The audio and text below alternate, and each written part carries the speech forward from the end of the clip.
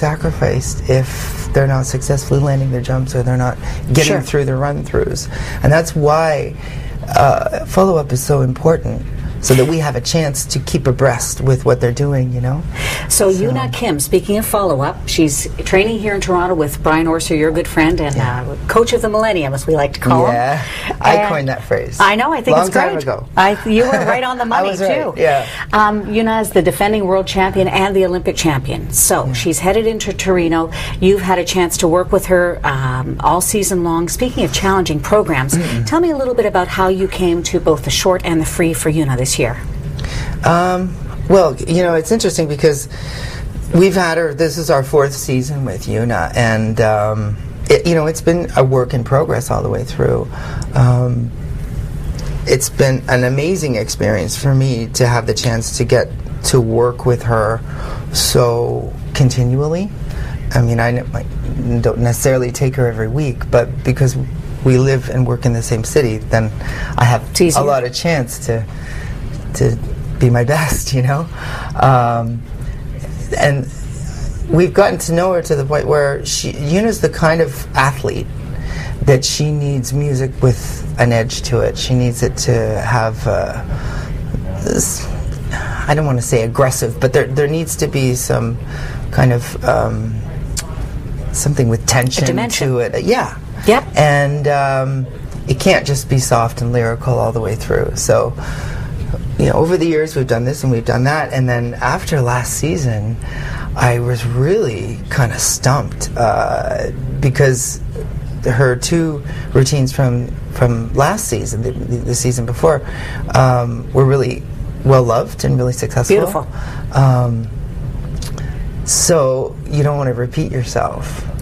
And I actually went for coffee. We were working together on another project, Sandra Bezic, and she's a dear friend of mine and someone that I look to for inspiration, but I've also thought of her as a mentor. And I was complaining to Sandra about my predicament of needing to find something that, you know, because for instance, if you choose a piece that's like really dynamic and explosive, then the best way to not repeat yourself and for people not to compare what you did the year before, if it was a big hit, is to go polar opposite and do something beautiful and soft and lyrical. Not that Yuna can't; she's very versatile, but for her to compete and to do the big jumps, it's not the right thing to do. So I felt confined, you know. So right there, sitting for coffee, she said, "What about Concerto in F by Gershwin for her long program?" And I thought about it, and I thought, wow, I would have automatically never considered that, because for me, it's Barbie and Paul. You know, because that performance in Ottawa when they won Worlds is just one of the greatest performances of all time, and I just automatically in my mind just put it there, and it's an untouchable. So, but because Sandra choreographed it for them, and she suggested it to me, she totally gave us her blessing, and so that was easy. And I always loved that music, and I knew it would be right for her.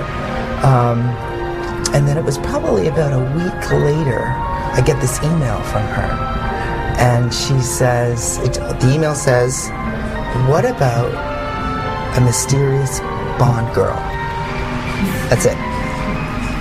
And so my first impression was like, wow, cool, but that could be really tacky, you know?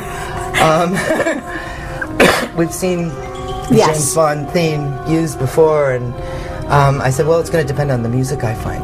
Yep. It's going to depend on the material that I find. So on the phone, call Hugo Chouinard. Yeah. Pierre Chouinard, who is my saving grace. I couldn't do what I do without him, because he's just, you know, got his feelers out for music from every source and is the master editor. So I said, Hugo, find me everything James Bond that is known to man, you know? And so a couple days later I hear back that there's the City of Prague Philharmonic had done a whole anthology. Complete, I mean a full orchestra complete anthology, like 3-4 tracks from each Bond film. Wow. Yeah. So it's a lot of music to go through. Yep. And I was coming back home from the PSA conference. It was in Orlando that year. And that was kind of like, I was finally to that point where, okay, I got to get into this. I got to dive in feet first. I was scared not to find what I knew I needed.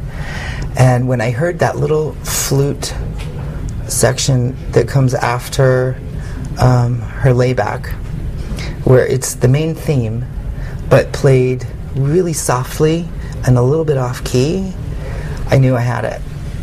And you were able to draw out the vixen in her. I mean, she's still very young, and for her to be able to relate to the audience in that mature, womanly way without it being tacky was absolutely genius. So congratulations on that. Now let's just quickly touch on a couple of other skaters. We've got Jessica Dubé and Bryce Davison with their The Way We Were program this year. That's what they're going to be competing in the free here at Worlds. So